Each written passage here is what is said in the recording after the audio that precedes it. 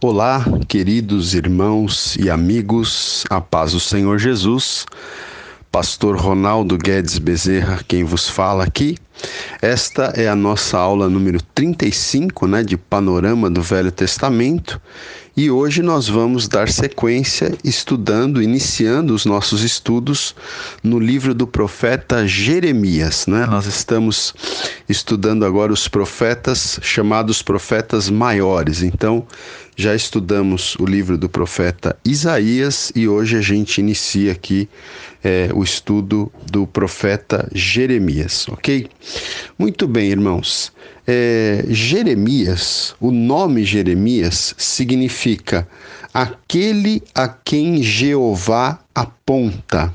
Aquele a quem Jeová aponta. Esse é o significado do nome Jeremias, E Jeremias, o profeta Jeremias, ele é conhecido pelos estudiosos aí da Bíblia como o profeta das lágrimas ou o profeta chorão, Até pelo temperamento, de Jeremias, a gente percebe que Jeremias, lendo o livro do profeta Jeremias, a gente percebe que Jeremias ele era uma pessoa assim de temperamento melancólico, E ele chorou muitas vezes, chorou até mesmo em função da mensagem que ele trouxe, que era a mensagem de que a cidade de Jerusalém, infelizmente, seria destruída. Então, por isso, por essas razões, ele é chamado de o profeta das lágrimas e também de o profeta chorão. O tema do livro, aqui segundo o Meyer Pirman, o tema do livro é o seguinte: o amor imutável de Jeová ao seu povo apóstata e sua tristeza por causa da condição deste. Então, esse livro vai falar do amor de Jeová, que é um amor imutável pelo seu povo, que havia se tornado um povo apóstata, E também esse livro fala da tristeza, da tristeza do Senhor por causa da condição do seu próprio povo. Bom, vamos falar um pouquinho, antes de entrar no livro propriamente dito, vamos falar um pouquinho sobre o personagem Jeremias, que é o autor do livro, ok?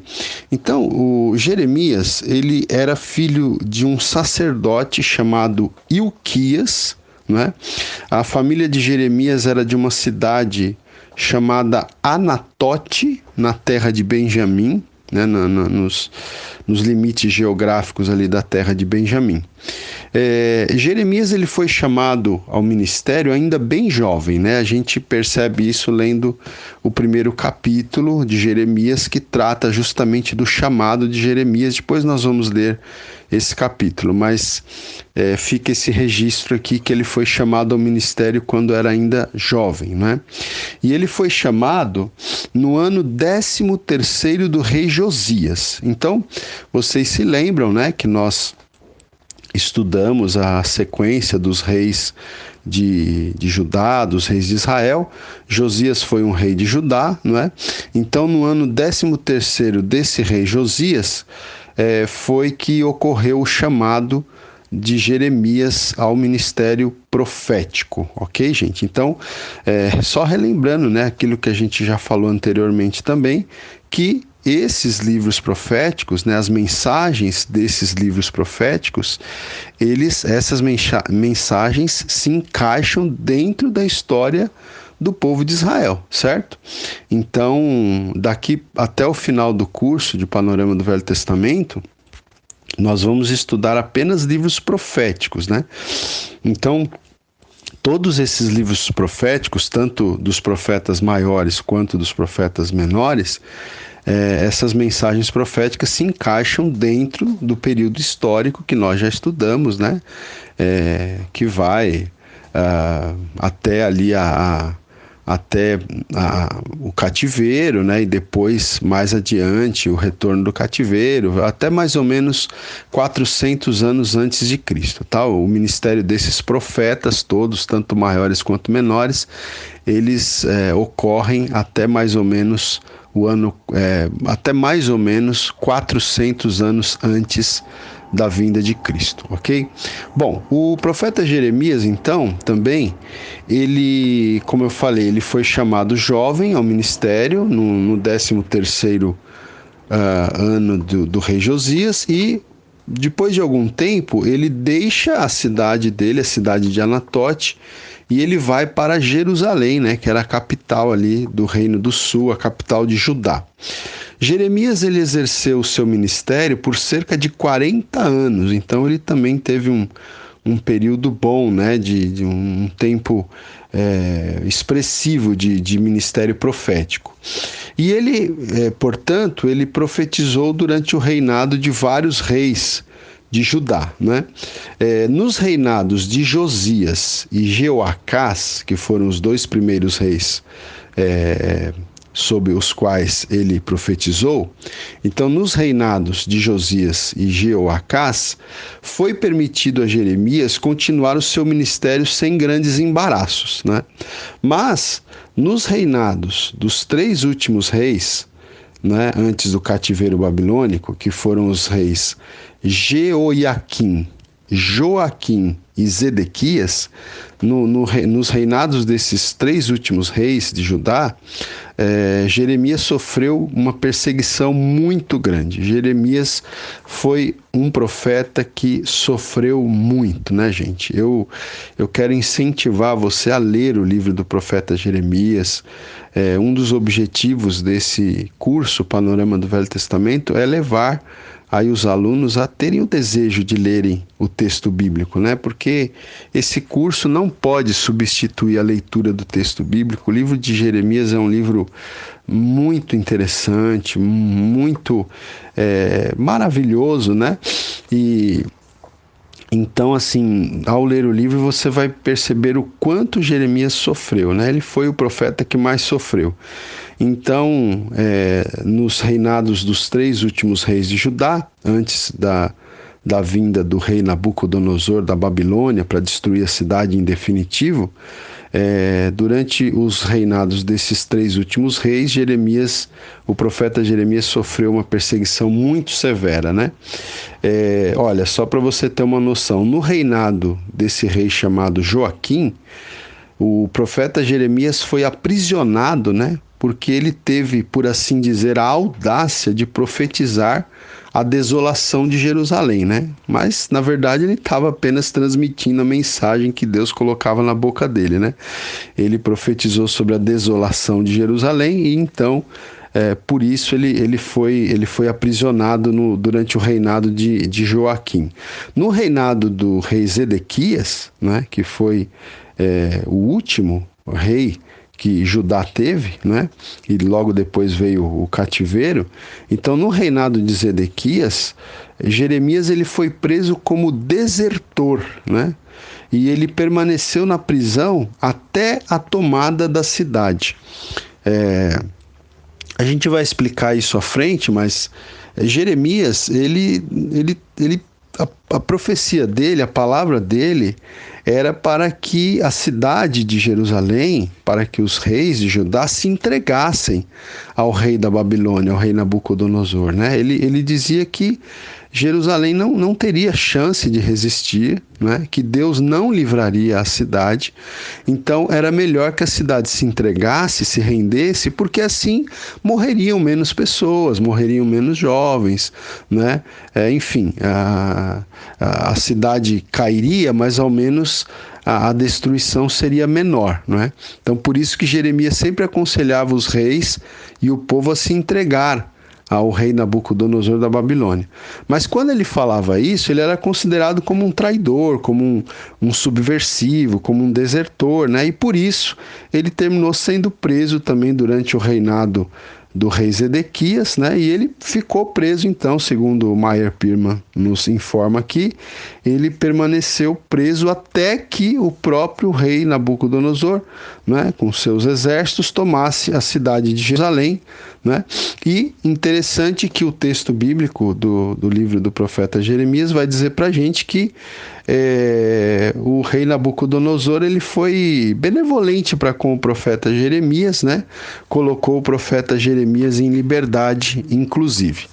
Depois que acontece a queda de Jerusalém, já mais para o final do ministério profético de Jeremias, o profeta Jeremias procurou dissuadir o povo, né, de fugir para o Egito, porque o povo que havia ficado em Jerusalém, que Nabucodonosor, lembre-se, o cativeiro babilônico, né, tinha essa característica, ele tira de Jerusalém os jovens, as pessoas mais capacitadas, né? Ele deixa em Jerusalém mais realmente os velhos, as pessoas doentes, as pessoas que não tinham muitas condições de produzir, né? E ele leva os que tinham condições de produzir, como jovens, como nobres, enfim, ele leva para a capital do Império Babilônico, né? Entre esses, então, por exemplo, vai o profeta Daniel, né? A gente não chegou ainda no livro do profeta Daniel, mas já vamos dando contexto histórico aqui, né? Entre esses, o profeta Daniel, os amigos de Daniel são levados para a Babilônia, né? Então, o que acontece? O povo que fica em Jerusalém, eles começam a cogitar fugir para o Egito, né? Temendo mais dificuldades ali debaixo do governo do Império Babilônico, né? E o profeta Jeremias, ele procura dissuadir o povo, né? Ele procura convencer o povo a não fugir para o Egito, né? No entanto, o povo recusa os apelos do profeta Jeremias e o povo termina então emigrando, né? Termina emigrando para o Egito e ainda levam consigo a Jeremias, né? Jeremias não tem muita escolha, ele termina sendo levado para o Egito, então, veja, depois que a cidade de Jerusalém cai, né, definitivamente diante da investida do Império Babilônico, então o grupo que fica em Jerusalém, um dos grupos que ficam em Jerusalém, eles resolvem ir para o Egito, né, contrariando a orientação do profeta Jeremias, e não só vão para o Egito, como levam Jeremias também para o Egito, né? E lá no Egito, o profeta Jeremias, ele continua os seus esforços, não é, para levar o povo de Israel de volta ao Senhor, né? E aí então aqui o Meyer Pirman vai dizer para a gente que existe uma antiga tradição, aqui já não é o texto bíblico que fala isso, tá bom? É uma tradição antiga que diz, né, que o povo de Israel, encolerizado, né, pelas contínuas admoestações e repreensões do profeta Jeremias, então o povo teria matado, né, os judeus mesmos, os judeus mesmo teriam matado o profeta Jeremias lá no Egito. Ok, queridos? Bom, quanto ao esboço do livro de Jeremias, o Meyer Pirman, ele diz aqui o seguinte, né? Por causa da falta de ordem cronológica das profecias de Jeremias, é difícil apresentar uma análise satisfatória. Sugerimos a seguinte. Então, o Meyer Pirman vai sugerir aqui 6 divisões principais no livro do profeta Jeremias, tá? A primeira parte é o chamado e a comissão de Jeremias, que está no capítulo 1. A segunda parte, mensagem geral de repreensão a Judá, capítulos 2 a 25, tá? Terceira parte do livro, mensagens mais detalhadas de repreensão, de juízo e de restauração, nos capítulos 26 a 39, tá? A quarta parte do livro, mensagens depois do cativeiro, aqui então já depois que a cidade de Jerusalém tinha caído, né? Nas investidas dos babilônios, então a quarta parte do livro, mensagens depois do cativeiro, capítulos 40 a 45. A quinta parte, profecias referentes às nações, a várias nações circunvizinhas a Judá, então vai dos capítulos 46 a 51, e finalmente um retrospecto né, o cativeiro de Judá, em retrospecto, o capítulo 52, que é o último capítulo do livro do profeta Jeremias. Ok, queridos? É isso por hora. Vamos dar sequência no próximo áudio. Aula 35, áudio 2. Então nós vamos continuar aqui. Agora eu vou substituir aqui o material. Eu estava lendo o Meyer Pearman, agora eu vou me basear aqui nos comentários do Warren Wiersbe, tá? E a gente vai fazer nós vamos fazer como fizemos na aula do profeta Isaías. Depois nós vamos abordar alguns textos bíblicos propriamente ditos do livro do profeta Jeremias, ok? O Warren Wiersbe, ele diz aqui o seguinte, que o profeta Jeremias, ele viveu para ver sua nação amada cair em pecado, em guerra e em julgamento, né? Então, Jeremias, ele viu isso, né, gente? Ele vivenciou isso. Jeremias, é importante você ter em mente isso. Jeremias, ele viu a queda da cidade de Jerusalém. Jeremias foi testemunha ocular da queda da cidade de Jerusalém, da destruição da cidade de Jerusalém, né? Porque, por exemplo, Isaías, que viveu décadas antes de Jeremias, Isaías profetizou que ia acontecer, mas não viu. Daniel, o profeta Daniel e o profeta Ezequiel, outros dois profetas maiores, eles também não viram, porque eles foram contemporâneos da queda da cidade de Jerusalém, mas eles estavam na Babilônia quando aconteceu. Jeremias é o único dos 4 profetas maiores que ele é testemunha ocular. Ele vê a cidade sendo destruída, sendo tomada por Nabucodonosor, pelos babilônios, né?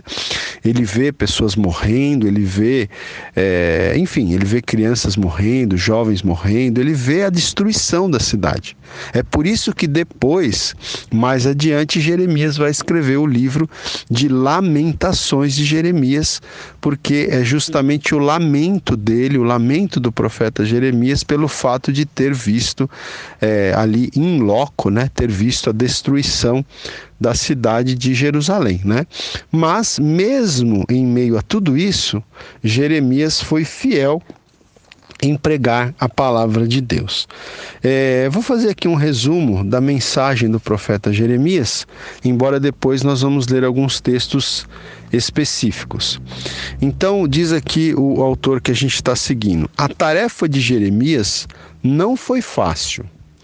A primeira parte do livro registra muitos sermões que Jeremias fez em Jerusalém, nos quais denunciava o povo, os sacerdotes e os príncipes por seus pecados, em especial o pecado da idolatria, tá? Então, a primeira parte do livro é uma parte de denúncia, né? A denúncia do povo, dos sacerdotes, que eram os líderes espirituais, dos príncipes, que eram os líderes políticos, né? Então, todos aqui foram alvo, né, das palavras do profeta Jeremias, denunciando os seus pecados, principalmente o pecado de idolatria.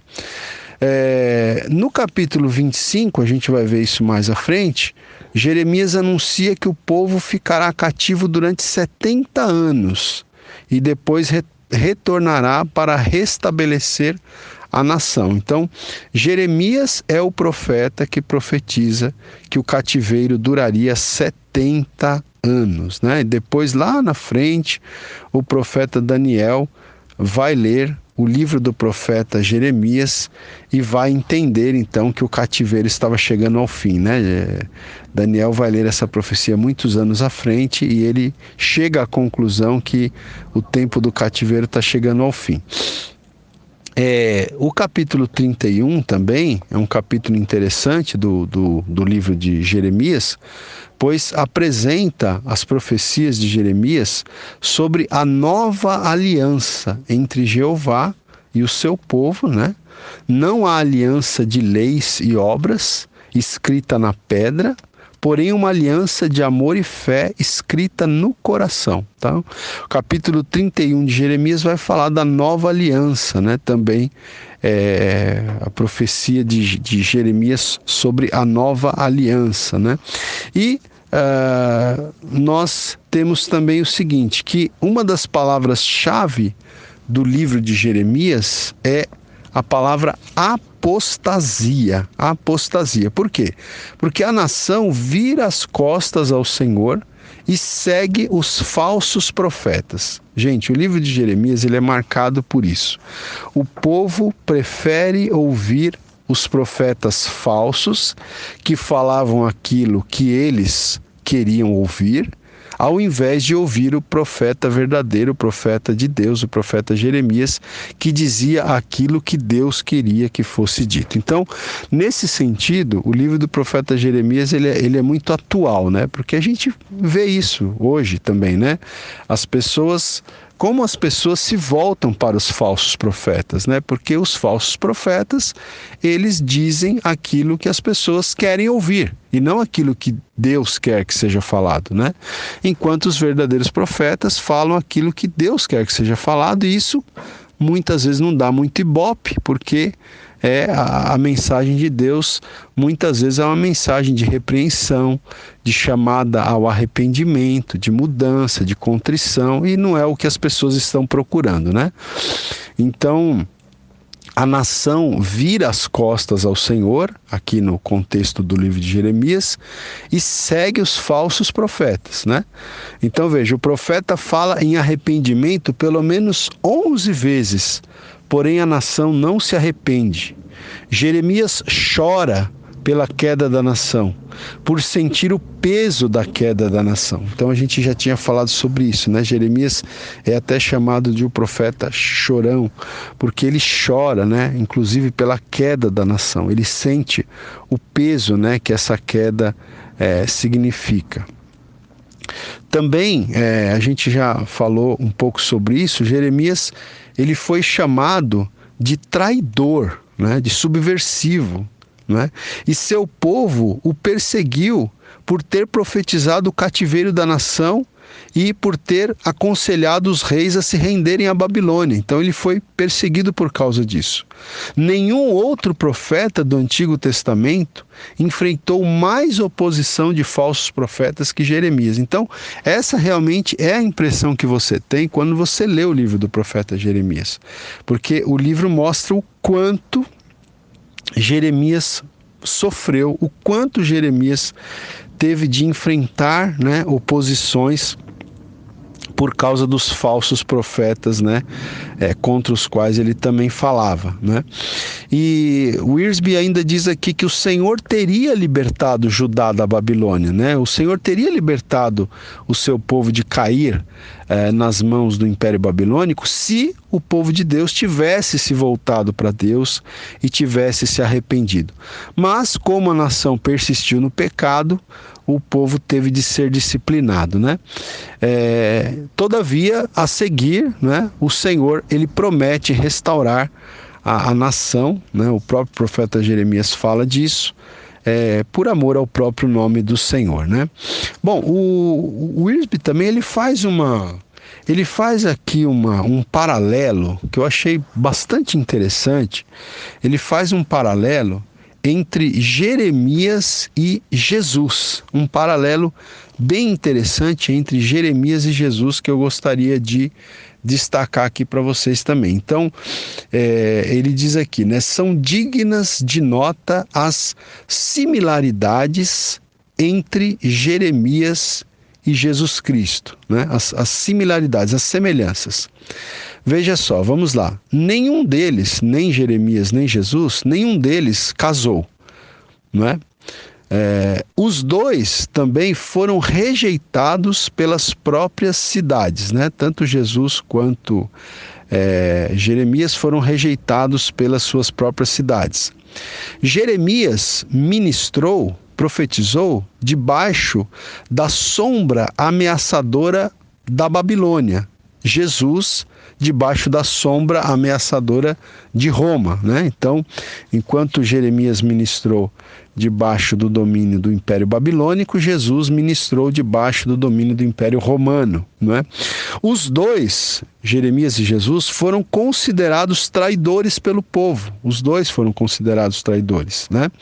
Jeremias sofreu oposição perversa dos falsos profetas e Jesus sofreu oposição perversa dos escribas e dos fariseus, que eram os líderes falsos da época de Jesus, né?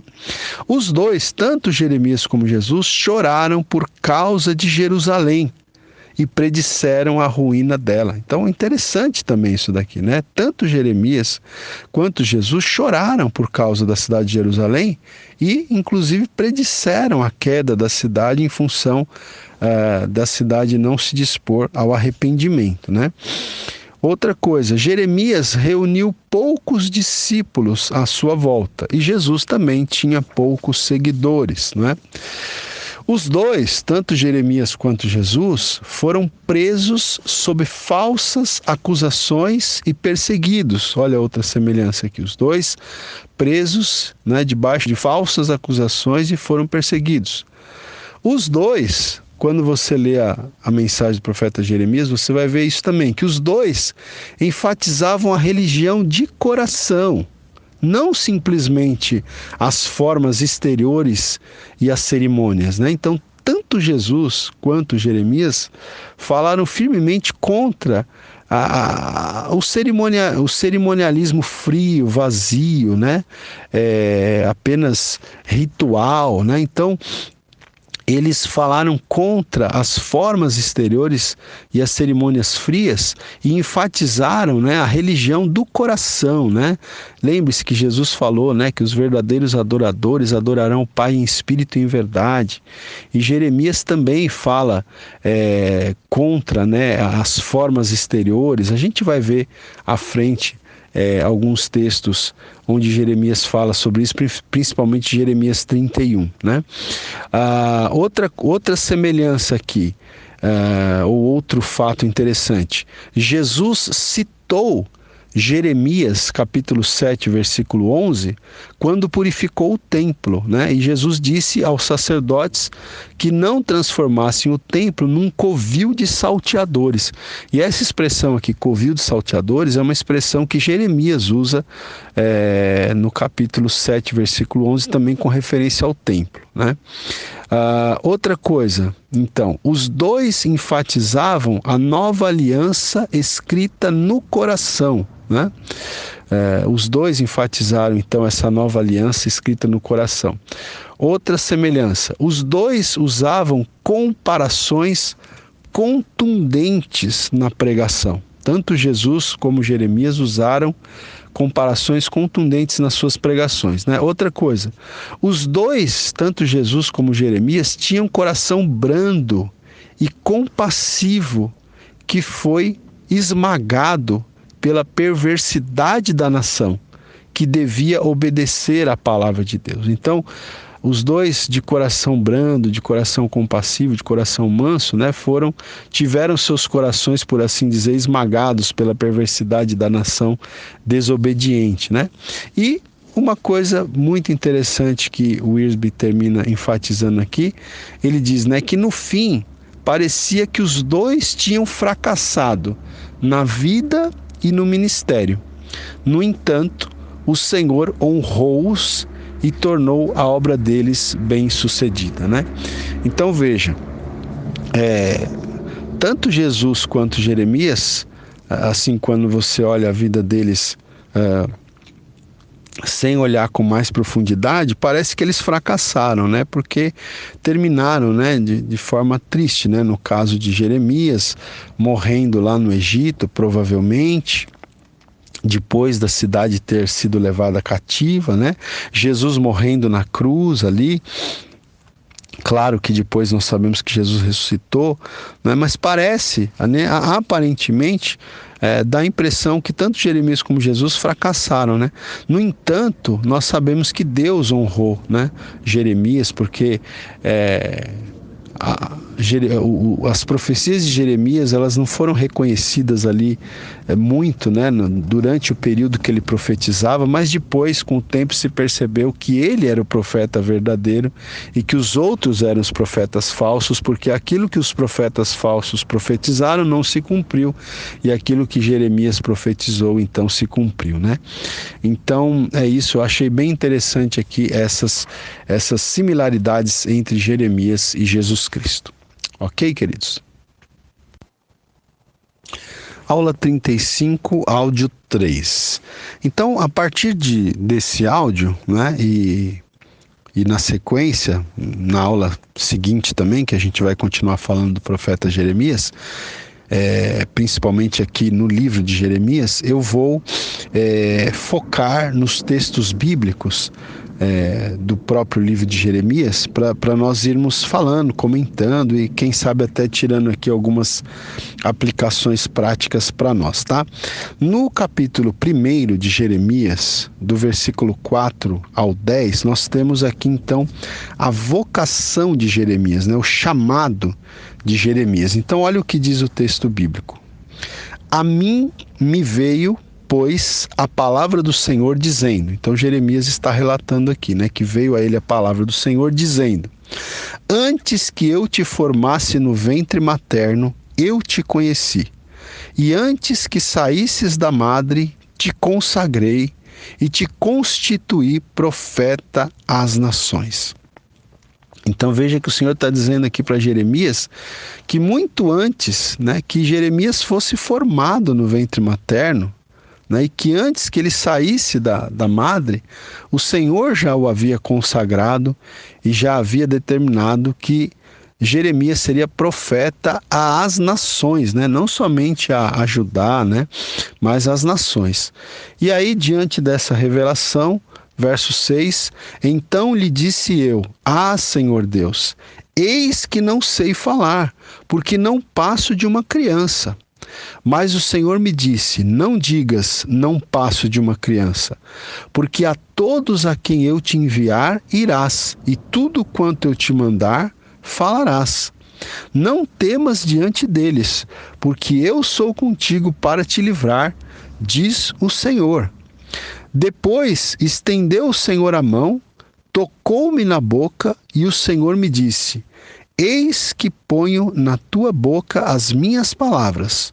Olha que hoje te constituo sobre as nações e sobre os reinos, para arrancares e derribares, para destruíres e arruinares, e também para edificares e para plantares, né? Então, veja, aqui nós temos uma coisa interessante que geralmente todos os relatos que nós temos na Bíblia de Deus chamando alguém para um ministério ou para uma tarefa, para uma missão especial, geralmente nós vemos esses chamados dizendo, né, que não tem condições. Por exemplo, Jeremias aqui disse: eu não sei falar, eu não passo de uma criança, né? E, enfim, você lembra, Isaías falou: olha, eu sou um homem de lábios impuros e habito no meio de um povo de impuros lábios. E, enfim, se você analisar o chamado de Gideão, o chamado de Moisés, quando Deus chamou Moisés para libertar o povo do Egito, então você vê que sempre que um homem de Deus foi chamado, eles sempre, vamos dizer assim, eles davam desculpas, né? Mas essas desculpas eram dadas por quê? Porque essas pessoas entendiam que eles, por si mesmos, não tinham capacidade para essa missão, né? Então, na verdade, são essas pessoas que Deus chama, né? Deus chama, de fato, as pessoas que reconhecem a sua incapacidade, né? Deus não chama pessoas autossuficientes, pessoas que vão dizer para Deus: ó, Senhor, pode deixar comigo, seus problemas acabaram, o Senhor escolheu a pessoa certa porque eu sou o cara, deixa comigo.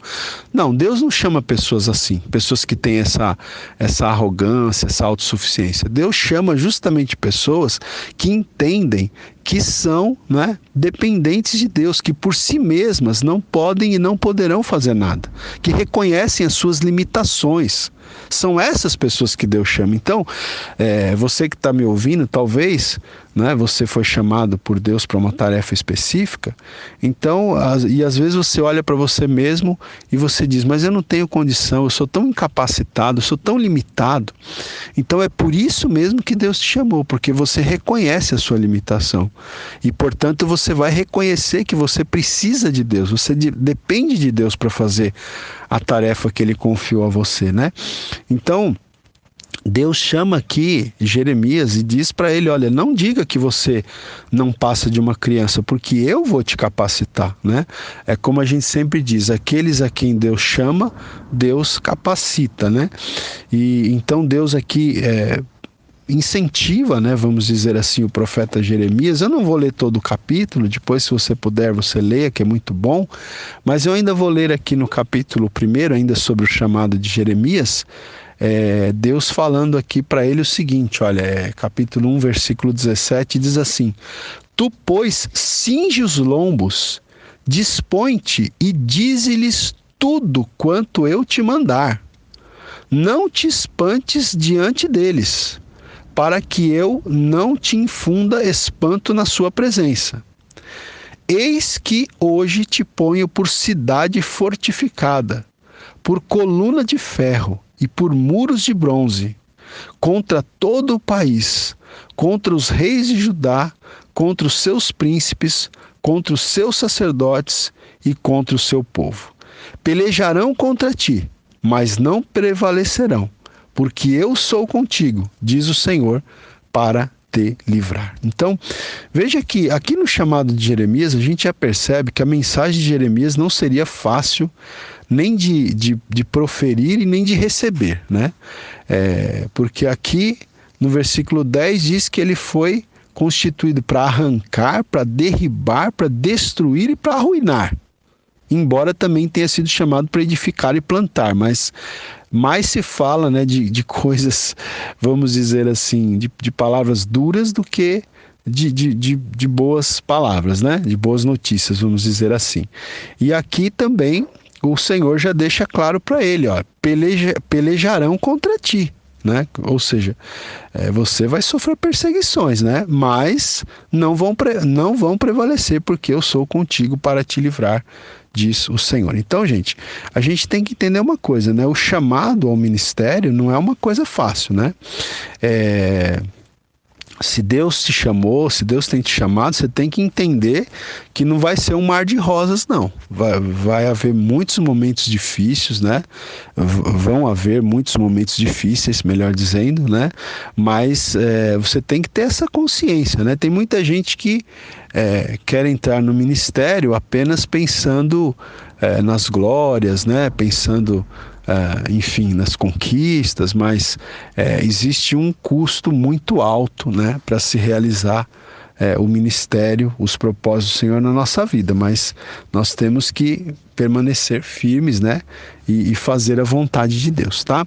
Bom, aqui no capítulo 2 de Jeremias tem um texto também que eu gosto muito desse texto, que diz o seguinte, gente, aqui Deus está, né? Então você já vai ver, nós não vamos ter como ler, né, todos os textos em que Jeremias está chamando a atenção da nação, em que Deus está exortando a nação de Israel através do profeta Jeremias, mas esse texto aqui ele é muito significativo e representativo, porque diz assim, olha, Deus então falando, né, através do profeta Jeremias com o seu povo. Diz assim, 2:11.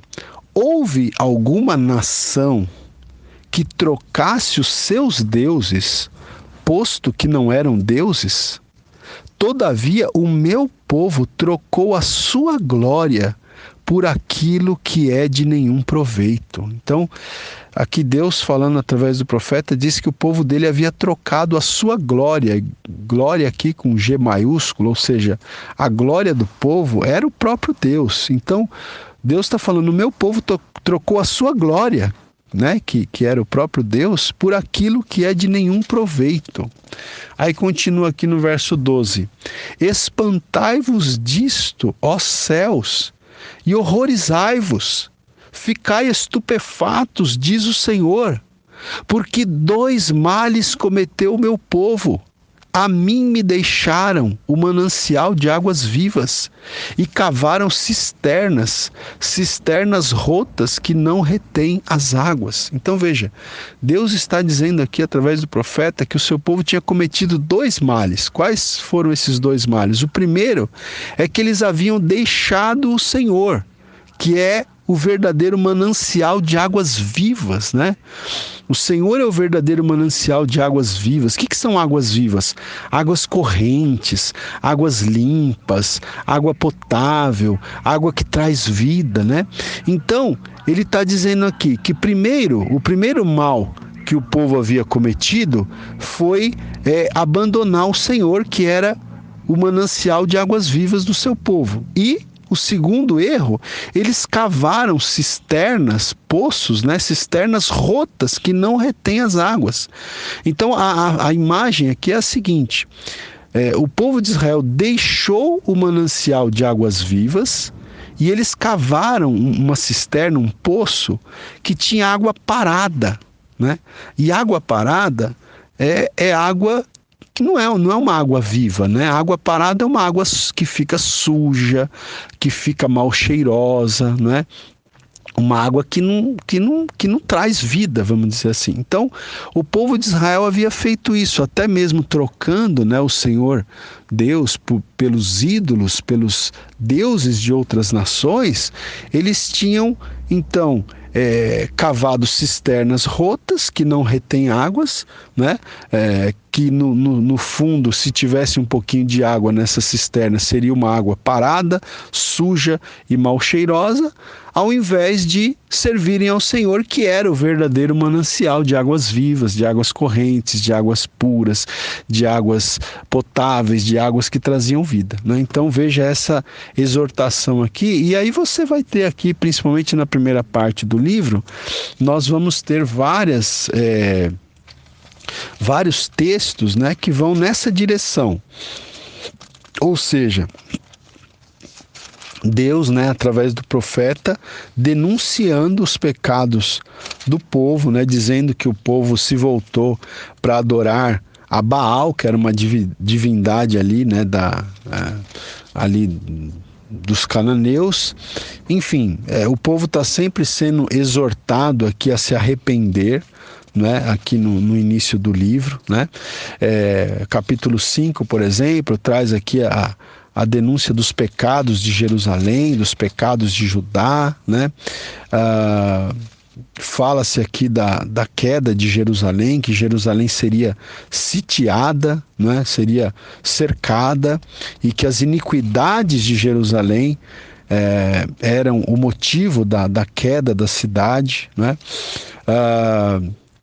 Enfim, também Jeremias ele fala aqui que o templo não era uma proteção, né, para a nação iníqua, porque o povo, como o templo de Jerusalém estava lá, né, obviamente na cidade de Jerusalém, o templo que Salomão havia construído, né, muitos anos antes, o templo era para eles assim um motivo de orgulho, era o centro da religião judaica. Então eles achavam que pelo fato do templo estar na cidade de Jerusalém, a cidade jamais cairia, a cidade jamais seria levada cativa, né? Mas o profeta fala que, olha, vocês não podem ficar pensando assim, que só pelo fato do templo do Senhor estar na cidade de Jerusalém, a cidade não vai ser destruída. Parem de pensar nisso, né? O templo não é uma garantia para vocês. Na verdade,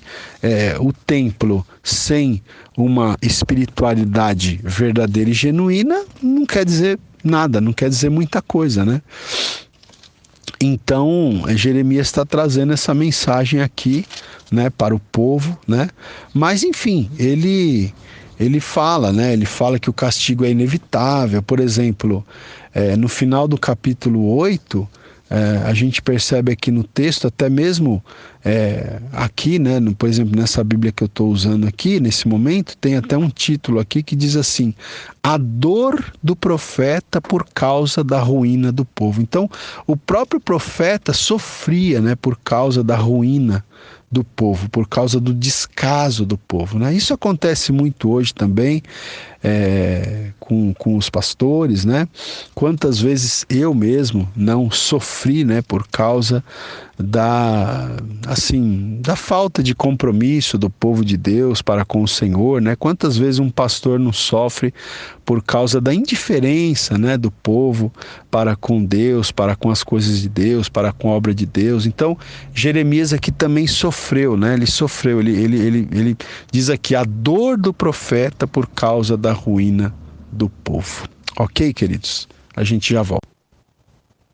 Aula 35, áudio 4. Então vamos continuar aqui falando sobre o livro do profeta Jeremias. Há um outro texto aqui muito maravilhoso no livro de Jeremias, que está no capítulo 9, versículo 23, que diz assim, olha: assim diz o Senhor, não se glorie o sábio na sua sabedoria, nem o forte na sua força, nem o rico nas suas riquezas.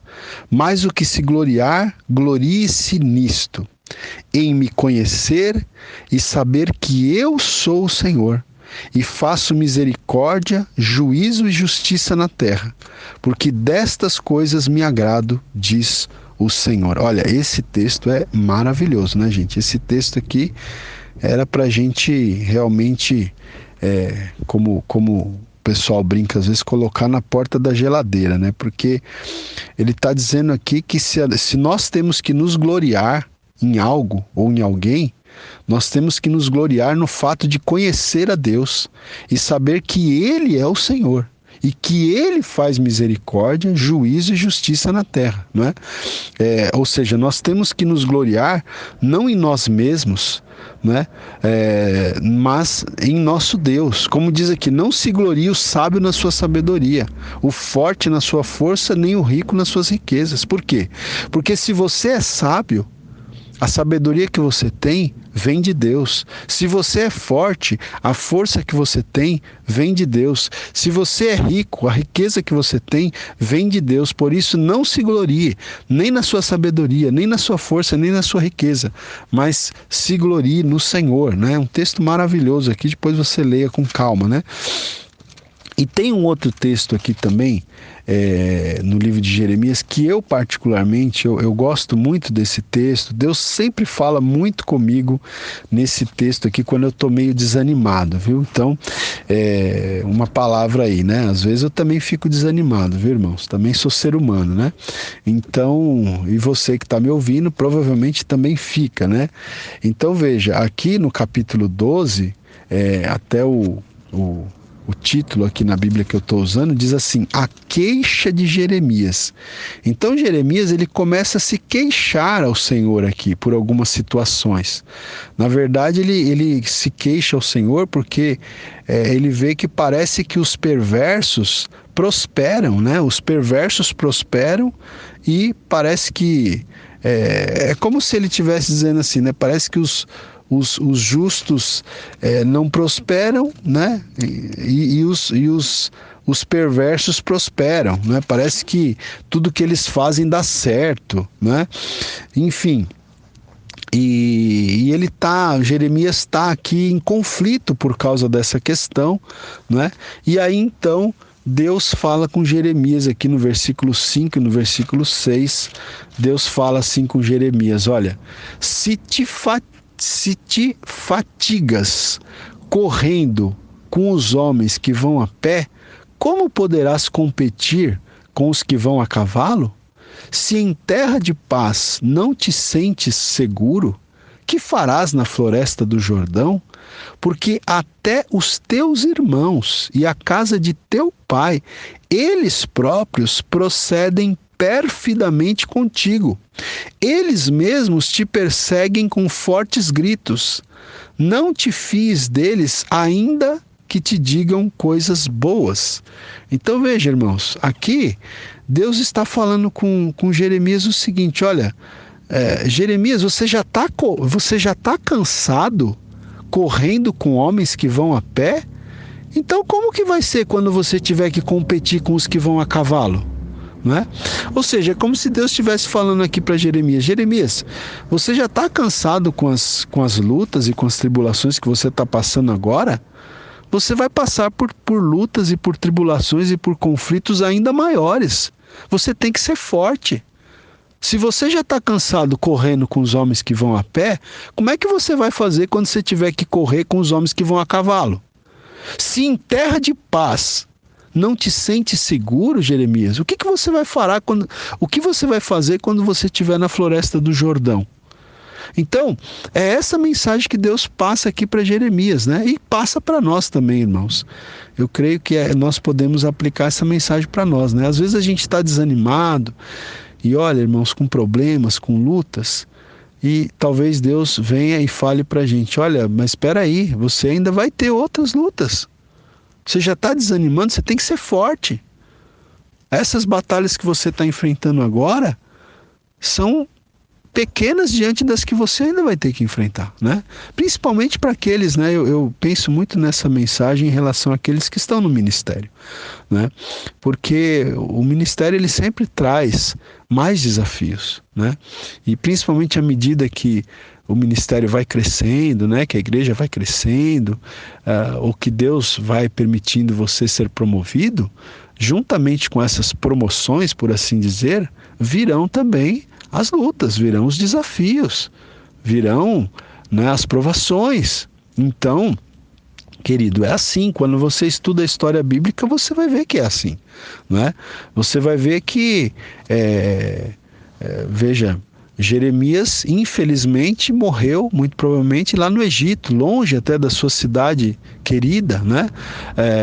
Quando Daniel foi levado para a cova dos leões, Daniel já era um homem de em torno de 80 anos, tinha servido a Deus fielmente durante toda a sua vida.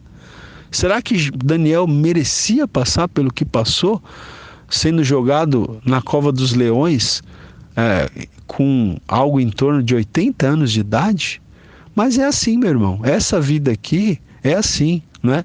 A vida dos servos de Deus aqui é assim. Os apóstolos de Cristo foram martirizados no final da vida, serviram a Deus com fidelidade durante toda a sua vida e ao final foram martirizados. Então nós temos que entender que as nossas lutas e as nossas provações, infelizmente, muito provavelmente elas só aumentarão. E a gente tem que ser forte agora, porque a gente vai ter que ser mais forte ainda no futuro. Eu sei que essa mensagem não é muito agradável, mas é a palavra de Deus. Nós temos que entender que o nosso descanso não é aqui nessa terra. O nosso descanso não é aqui, não é? O nosso descanso vai ser lá na eternidade. Então você vive uma vida digna aqui, porque você vai ver que quando você chegar lá na eternidade, aí sim você vai ser recompensado pelo Senhor. Amém? Bom, vamos lá. Nós temos também aqui ainda, né? São muitos textos interessantes, mas a gente tem que focar em alguns. Outro texto que é muito conhecido aqui no livro do profeta Jeremias, que é o capítulo 17, né, de Jeremias, dos versículos 5 ao 10, que dizem assim esses versículos: olha, eu sei que muitos de vocês conhecem, mas vale a pena a gente reforçar aqui, né? Então, Jeremias 17:5.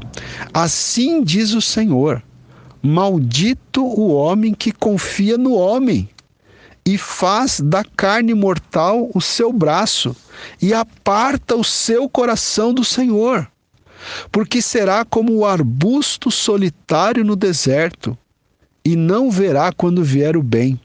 Antes morará nos lugares secos do deserto, na terra salgada e inabitável. Olha, gente, então aqui o texto está dizendo: maldito o homem que confia no homem, né? Que faz da carne mortal o seu braço. Maldito o homem que aparta o seu coração do Senhor. Jamais podemos apartar o nosso coração do Senhor. E veja, essa expressão maldito o homem que confia no homem, muitas vezes a gente pensa nessa expressão né, referindo-se a outras pessoas, a outros homens, né? Então, olha, eu não vou confiar nos homens, eu não vou confiar nos outros homens, porque maldito o homem que confia no homem. Mas essa palavra aqui, ela também se aplica ao seguinte: maldito o homem que confia no homem, ou seja, que confia em si mesmo. Você não pode confiar em você mesmo. Você não pode fazer da tua carne o seu braço. Você não pode apartar o seu coração do Senhor. Porque a pessoa que age assim, como diz aqui, vai ser como um arbusto solitário no deserto. O que é um arbusto solitário no deserto? Não é nem uma árvore, é um arbusto, está sozinho e está no deserto, né? E vai, como diz aqui o texto, morar nos lugares secos, numa terra salgada e inabitável. É isso que você quer para a sua vida? Você quer ser comparado com um arbusto solitário? Então não confie em ninguém, mas principalmente não confie em você mesmo. Confie no Senhor, né? Aí o texto segue aqui dizendo no versículo 7: bendito o homem que confia no Senhor e cuja esperança é o Senhor. Porque, agora, olha, ao invés de um arbusto solitário, o homem que confia no Senhor, ele é como a árvore plantada junto às águas, que estende as suas raízes para o ribeiro e não receia quando vem o calor, mas a sua folha fica verde. E no ano de sequidão não se perturba, nem deixa de dar frutos, né? Então, o que confia no Senhor, ele é comparado, né, a uma árvore linda, frutífera, frondosa, que está plantada junto às águas, que não tem medo do calor, né, das provações, a sua folha está sempre verde, enfim, nunca deixa de dar fruto, mesmo nos momentos difíceis. Não é a isso que nós queremos ser comparados, irmãos, a uma árvore frutífera assim? Esse texto até lembra bastante o Salmo 1, né? E aí então o versículo 9, Deus fala através do profeta Jeremias, diz assim, ó: enganoso é o coração, mais do que todas as coisas, e desesperadamente corrupto. Quem o conhecerá? Eu, o Senhor, esquadrinho o coração. Eu provo os pensamentos, e isto para dar a cada um segundo o seu proceder, segundo o fruto das suas ações. Então veja, aqui o texto também diz que o coração do homem é enganoso, mais do que todas as coisas, e desesperadamente corrupto. Quem o conhecerá? Apenas quem conhece o coração é o Senhor, né? Então veja, gente, esse versículo é muito interessante, porque o coração humano é enganoso. O meu coração é enganoso, o teu coração é enganoso. Nós não podemos confiar no nosso próprio coração. Essa é a mensagem aqui, não é? Não confie no seu coração, não faça o que o teu coração está mandando você fazer. Você tem que fazer aquilo que Deus está mandando você fazer, o que Deus manda você fazer através da palavra de Deus. Tome muito cuidado, né? Hoje em dia é muito comum as pessoas dizerem assim: segue o teu coração, o que o teu coração está mandando você fazer, você faça, né? Eu já até ouvi pessoas dizerem isso até em relação à questão, não é? De às vezes a pessoa está sendo tentada ali a trair o cônjuge, né? Aí vem alguém e fala: segue o teu coração, né? Segue o teu coração. Não siga o teu coração. O teu coração é enganoso. Você não pode confiar no seu coração. Você tem que confiar em Deus. Você tem que confiar na palavra de Deus. Por isso que a Bíblia, gente, é a nossa base, o nosso fundamento, a nossa regra de fé e prática. E a gente tem que ficar atento, porque nós vivemos dias difíceis em que as pessoas estão querendo destruir, né, essa base, esse alicerce, né, da sociedade, da igreja, que é a palavra de Deus, né? Você percebe aí pelos últimos acontecimentos no nosso país como se busca destruir os valores da palavra de Deus. A palavra de Deus é o teu alicerce, a palavra de Deus é o teu fundamento, é a tua âncora. Você não pode se desviar da palavra de Deus nem para a direita nem para a esquerda em momento nenhum. porque o coração do homem é enganoso. Então não siga o teu coração, siga a palavra de Deus. Lembre-se daquele texto de Provérbios 4, 23, se não me falha a memória, é esse a referência, Provérbios 4, 23, que diz assim: sobre tudo o que se deve guardar, guarda o teu coração, porque dele procedem as fontes da vida, as saídas da vida. Então, a palavra de Deus em Provérbios 4, 23 diz que sobre tudo que você deve guardar, você tem que guardar o teu coração. Você tem que guardar o teu coração mais do que as suas riquezas. Você tem que guardar o seu coração mais do que os bens materiais. Sobre tudo, acima de tudo, o que você deve guardar, o que você deve proteger, protege o teu coração, né? Porque é daí que vão sair as fontes da vida, as saídas da vida. Se você guardar o teu coração, você vai aplicar então os princípios da palavra de Deus na sua vida pessoal, na sua vida familiar, na sua vida ministerial, na sua vida profissional, e você vai ser uma bênção em nome de Jesus.